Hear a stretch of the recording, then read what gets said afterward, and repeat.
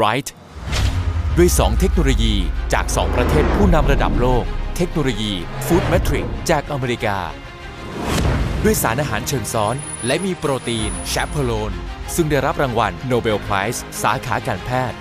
เป็นกลไกสำคัญเสมือนติด GPS ที่ช่วยนำพาสารอาหารมุ่งเข้าสู่เซลล์เป้าหมายได้อย่างถูกต้องและตรงจุด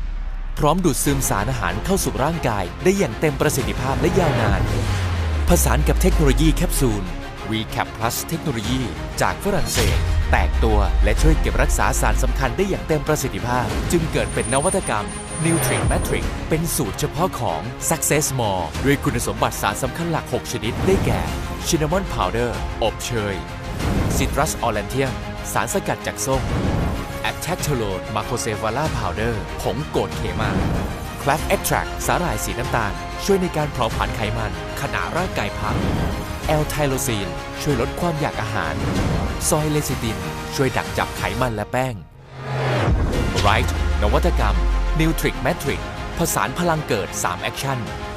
เพิ่มประสิทธิภาพระบบเผาผลาญไขมันเร่งการเผาพลังงานจากไขมันเก่า